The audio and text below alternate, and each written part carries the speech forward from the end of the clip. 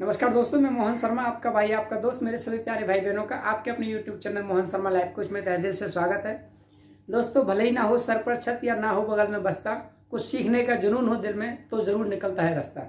दोस्तों, आपको इस वीडियो में बहुत कुछ सीखने को मिलेगा और ये वीडियो खासकर स्टूडेंट्स और उन फैमिली वालों के लिए है जिनकी फैमिली में भी छोटे छोटे बच्चे पढ़ाई कर रहे हैं। वो इस वीडियो को जरूर लास्ट तक देखें और अगर आप हमारे चैनल पर नए आए हैं तो इस चैनल को सब्सक्राइब करें, बेल आइकन दबाएं, जिससे आने वाली सभी ऐसी ही नॉलेजेबल वीडियो आप लोगों तक पहुंच सके और उन्हें देखकर आप कुछ नया सीख सकें। दोस्तों, बहुत ही अच्छा टॉपिक है और बहुत अच्छे विषय पर हम चर्चा करेंगे। उस विषय पर चर्चा करने से पहले मैं आप लोगों को एक स्टोरी सुनाऊंगा जिससे आपको बहुत कुछ सीखने को मिलेगा। दोस्तों, क्या होता है, दो बच्चे होते हैं, एक का नाम होता है करण और एक का नाम होता है अर्जुन। दोस्तों, करण पैसे वाला होता है और अर्जुन थोड़ा पैसे वाला नहीं होता है, वो थोड़ा गरीब फैमिली का होता है। दोनों बच्चे 7-8 साल के होते हैं, पढ़ने जा रहे होते हैं अपने स्कूल में, 4वीं 5वीं 6वीं क्लास में पढ़ते होते हैं उस टाइम। तो क्या होता है कि एक दिन जो गरीब फैमिली का बच्चा है वो वापस अपना घर आ रहा होता है और उस टाइम उनके माता पिता का डिसीजन और वो बातें आपस में डिस्कशन कर रहे होते हैं कि हमारे बच्चे का पूरा महीना होने वाला है, इसकी फीस जाएगी तो कहाँ से लेंगे। तो वो सोच रहे होते हैं कि किसी से उधार लेके मास्टर को फीस दे देंगे जिससे हमारे बच्चे की पढ़ाई ना रुके। और वही ये बातें बच्चा चुपके से सुन रहा होता है और उसको ये समझ आ जाती है कि हाँ, मेरी फैमिली में पैसा नहीं है लेकिन फिर भी मेरे माँ बाप मुझे पढ़ाएंगे कहीं ना कहीं से भी पैसे लाकर, तो मैं पढ़ाई नहीं करूँगा, मैं अपनी फैमिली वालों पर कर्जा नहीं होने दूंगा। वो इस चीज़ की जिद पकड़ लेता है और ठान लेता है कि मुझे पढ़ाई करनी नहीं है। तो जो दूसरा बच्चा होता है पैसे वाले का, वो दूसरे दिन तैयार होके आता है और वो तैयार होता ही नहीं है क्योंकि उसको पढ़ना ही नहीं है। उसकी मम्मी पूछती है कि बेटा स्कूल के लिए तैयार हो जाए, तेरा दोस्त आने वाला है। बोलता है मम्मी नहीं, मेरे को पढ़ाई नहीं करनी है। अब बेटा क्यों? अब करनी ही नहीं है। अब कुछ बात तो बता। कुछ बात नहीं, मेरे को पढ़ाई करनी ही नहीं है। वो जिद पकड़ जाता है और दूसरा बच्चा आता है, अगर चलें पढ़ने, अगर नहीं तू जा, मैं नहीं पढ़ना। तो ऐसे करके वो दूसरा बच्चा पढ़ने चले जाता है, वो नहीं जाता है और वो मार्केट में घूमना स्टार्ट कर देता है अपने इन्वायरमेंट में। और उसको एक मैकेनिक की दुकान मिलती है बड़ी, जहाँ पे 2-3 छोटे छोटे बच्चे आप लोगों ने मार्केट में देखे होंगे, सीखते हैं काम कि बाइक कैसे बनाएं, कार कैसे बनाएं। तो वो उस दुकान पे जाता है, बोलता है भैया मेरे को काम चाहिए। तो दुकानदार बोलता है तेरे को काम करना आता है? अगर नहीं भैया सीखना है। अगर पैसे नहीं दूंगा। भैया कोई बात नहीं, आप मेरे को काम सिखा दो। ठीक है, आप कल से आ जाना।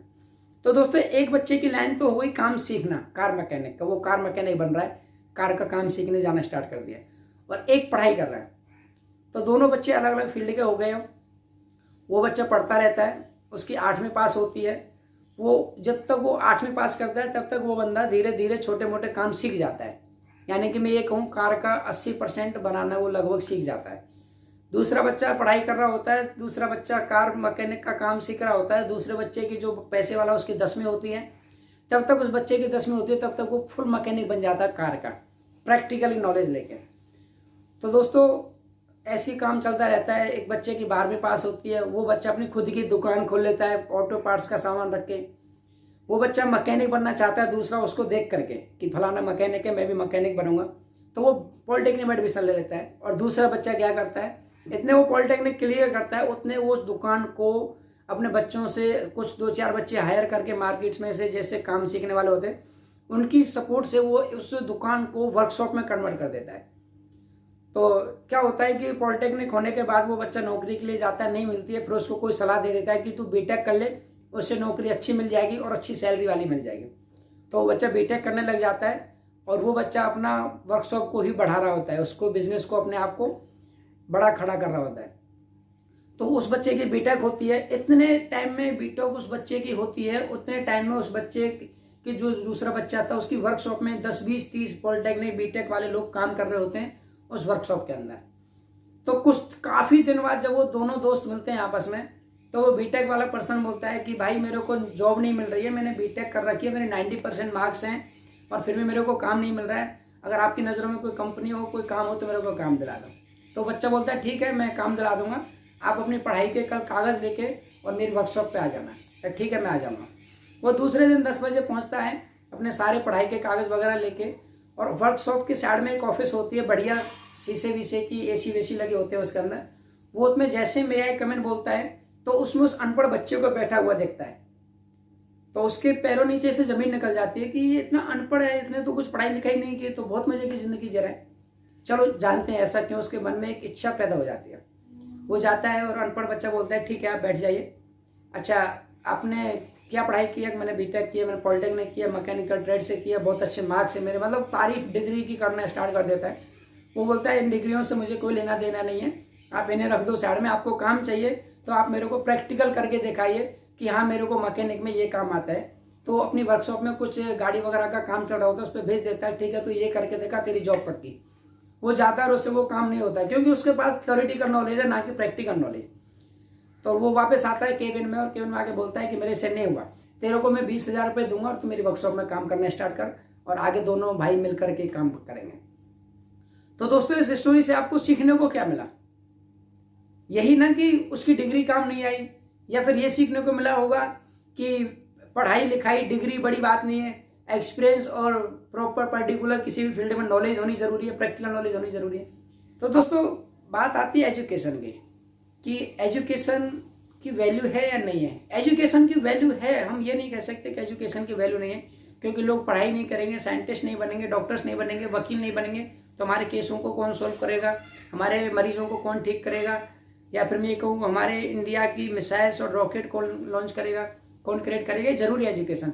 लेकिन क्या सारे लोग या सारे स्टूडेंट्स ये कर पा रहे हैं? नहीं।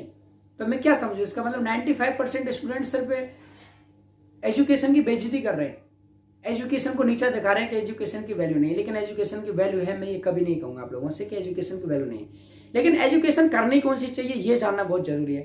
तो दोस्तों मैं एजुकेशन आपको बताऊंगा कि एजुकेशन होती कितने प्रकार की है और कौन सी जरूरी है, किसका कितना महत्व है।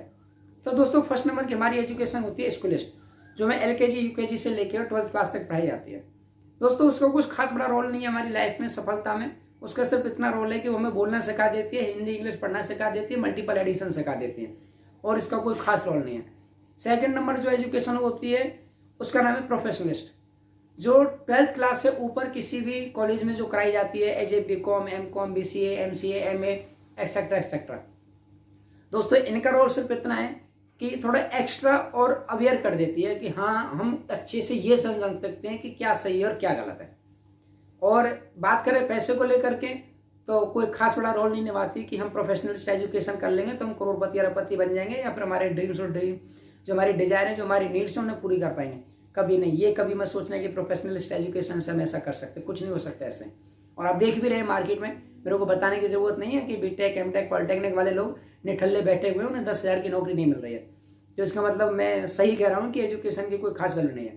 दोस्तों थर्ड नंबर जो एजुकेशन है वो है फाइनेंशियल एजुकेशन। जी हाँ दोस्तों, आपको इसके बारे में शायद पता भी हो या नहीं भी पता हो, हमारी जो थर्ड नंबर की एजुकेशन होती है, जो मोस्ट इंपोर्टेंट एजुकेशन वो है फाइनेंशियल एजुकेशन की आर्थिक शिक्षा, पैसा कैसे कमाए इसमें ये सिखाया जाता है। और आपको इस स्टोरी के माध्यम से शायद ये भी सीखा होगा कि फाइनेंशियल एजुकेशन थी उस बच्चे के पास जो गरीब बच्चा था, और प्रोफेशनलिस्ट और स्कूलिस्ट एजुकेशन थी उस बच्चे के पास जिसके पास बीटेक थी। तो अच्छा कौन सा रहा, मतलब अपनी लाइफ में कौन बंदा अच्छा पैसा कमा रहा है, कौन खुश था? आई थिंक फाइनेंशियल एजुकेशन वाला होगा, क्योंकि उसने बचपन से ये सीखा कि बेटा तू ये ऐसे काम करेगा तो इतना पैसा मिलेगा, इतना काम करेगा तो इतना पैसा मिलेगा, यानी कि उसने बचपन में पैसा कमाना सीखा था कि पैसा कमाते कैसे। तो दोस्तों इसीलिए फाइनेंशियल एजुकेशन बहुत जरूरी है अगर पैसा कमाना है तो, और नेम फेम कमाना है या लग्जरी लाइफ जीनी है या फिर अपना फ्यूचर ग्रोथ करना है, तो प्रोफेशनलिस्ट और स्कूलिस्ट से बहुत ऊपर है प्रोफेशनलिस्ट एजुकेशन। दोस्तों प्रोफेशनलिस्ट एजुकेशन हमारी इंडिया में भी है, बहुत सारे कॉलेजेस हैं, बहुत सारे इंस्टीट्यूट हैं हमारे इंडिया में फाइनेंशियल एजुकेशन के, लेकिन क्या है कि उनमें थोड़ी सी फीस ज़्यादा है, उसमें डोनेशन देना पड़ता है एडमिशन लेने के लिए, तो इसलिए हम लोग नहीं कर पाते उनको, या मैं ये कोई मिडिल क्लास फैमिली का बच्चा उतना एफर्ट नहीं कर पाता है कि वो फाइनेंशियल एजुकेशन ले सके, और वो प्रोफेशनलिस्ट और एजुकेशन और स्कूलिस्ट एजुकेशन पर ही रह जाता है, और फिर एजुकेशन को बदनाम करता है कि हमारी इंडिया की एजुकेशन कमज़ोर है। दोस्तों ये आपके बहुत ही बड़ी गलतफहमी है कि इंडिया की एजुकेशन कमज़ोर है। इंडिया की एजुकेशन इतनी पावरफुल है, मैं आपको एक वीडियो बनाऊंगा उसके ऊपर, कि आज अमेरिका जितना पावरफुल है, पैसे वाला कंट्री, आप सभी को पता है, टेक्नोलॉजी में बहुत आगे, वो सिर्फ इंडियन एजुकेशन की वजह से। और वो कैसे, ये तो आपके लिए बहुत शॉकिंग न्यूज हो गई। जी हाँ दोस्तों ये सच है, मैं आपको नेक्स्ट वीडियो में बताऊंगा कि आज अमेरिका या आउट ऑफ कंट्रियां इंडिया की एजुकेशन की वजह से सपोर्टेबल और ज़्यादा पैसे वाली क्यों, डेवलपमेंट क्यों, और इंडिया क्यों नहीं है। तो दोस्तों इस वीडियो को ज़्यादा लंबी नहीं करूंगा। फाइनेंशियल एजुकेशन एक ऐसा चैप्टर है कि बहुत बड़ा है मेरे लिए, इसमें 24 घंटे भी कम पड़ जाएंगे, मैं इसको बहुत अच्छे से एक्सप्लेन कर सकता हूँ। और ज़्यादा वीडियो लंबी ना करते हुए मैं वीडियो को यहीं पर एंड करता हूँ। दोस्तों मेरी नेक्स्ट वीडियो आने वाली है फाइनेंशियल एजुकेशन पे, और फाइनेंशियल एजुकेशन को मैं उसमें बहुत अच्छे से डिस्क्राइब करूँगा और आपको तरीके बताऊँगा कि फाइनेंशियल एजुकेशन कैसे ले सकते हैं बिना कैसे पैसे खर्च किए। और मैं आपको कुछ ऐसे रास्ते बताऊँगा, मैं आपको कुछ ऐसी टेक्निक्स, कुछ ऐसे सीक्रेट्स बताऊँगा जिनकी वजह से आप बहुत कम मेहनत करके, या मैं ये कहूँ कि बहुत ज़्यादा पैसा ना खर्च करके आप अपने ड्रीम्स को पूरा कर सकते हैं, आप अपनी लाइफ में सक्सेस हो सकते हैं। दोस्तों अगर आपको इस वीडियो में अगर कुछ भी अच्छा लगा हो या फिर कुछ नया सीखने को मिला हो तो इस वीडियो को लाइक करें, शेयर करें,